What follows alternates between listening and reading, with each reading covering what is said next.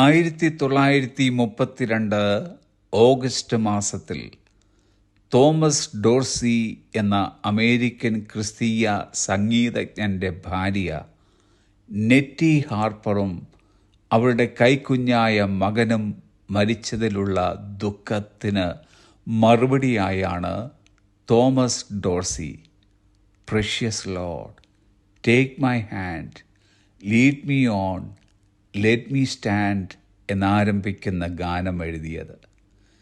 ഈ ഗാനത്തിൽ താൻ ഇങ്ങനെ പാടുന്നു: കൊടുങ്കാറ്റിലൂടെ രാത്രി മുഴുവൻ ഞാനായിരിക്കുമ്പോൾ വെളിച്ചത്തിലേക്ക് എന്നെ നയിക്കൂ.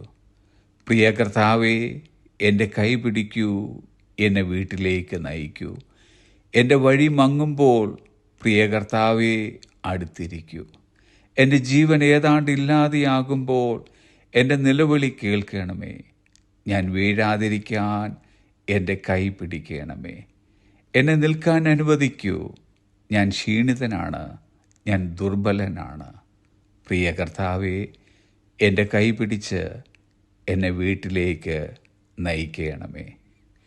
നമ്മുടെയും ജീവിതത്തിൽ തോമസ് ഡോർസിക്കുണ്ടായ സമാനങ്ങളായ അനുഭവങ്ങൾ ഉണ്ടായേക്കാം.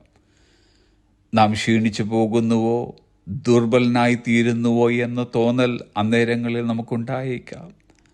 എന്നാൽ കർത്താവിനിതാ നമുക്കൊരു വാഗ്ദാനം തരുവാൻ ആഗ്രഹിക്കുന്നു.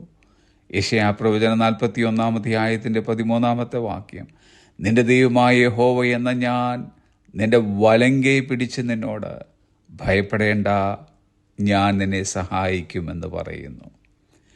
ശരീരത്തിൻ്റെ പ്രതീകാത്മകമായി പ്രകടിപ്പിക്കുന്ന ഭാഗങ്ങളിലൊന്നാണ് കൈകൾ. എബ്രായ ഭാഷയിൽ കൈ എന്നതിന് കൊടുത്തിരിക്കുന്ന യാദ് എന്ന പദം ബലം, ശക്തി എന്നിവയെ അർത്ഥമാക്കാൻ ആലങ്കാരികമായി ഉപയോഗിക്കുന്നു. ദൈവം നമ്മുടെ കൈ പിടിച്ചിട്ടുണ്ട് എന്ന് വച്ചാൽ അത് നമുക്ക് മതിയായ ബലമാണ്, അതൊരു ശക്തിയാണ്. ദൈവത്തിൻ്റെ കൈകളിലായിരിക്കുക എന്നതിനർത്ഥം നാം അവൻ്റെ നിരീക്ഷണത്തിലുള്ള പരിചരണത്തിന് കീഴിലാണെന്ന് മാത്രമല്ല, അവൻ്റെ അത്ഭുതകരമായ ശക്തിയാൽ നാം പരിപാലിക്കപ്പെടുകയും സംരക്ഷിക്കപ്പെടുകയും ചെയ്യുന്നു എന്നാണ്. മനുഷ്യനെ ഉണ്ടാക്കിയ ആ ശക്തിയുള്ള കർത്താവിൻ്റെ കരങ്ങൾ കുഞ്ഞുങ്ങളെ അനുഗ്രഹിക്കാൻ തക്കവണ്ണം സൗമ്യവുമായിരുന്നു. ആ കൈകൾ തന്നെയായിരുന്നു ആണികൾ അടിക്കുവാൻ ക്രൂശിൻ്റെ ഇരുവശത്തുമായി നീട്ടിക്കൊടുത്തത്. ആണിപ്പഴുതുള്ള കരങ്ങൾ ഇന്ന് നമ്മുടെയും നേർക്ക് കർത്താവ് നീട്ടുകയാണ്. നമുക്കും പ്രാർത്ഥിക്കാം.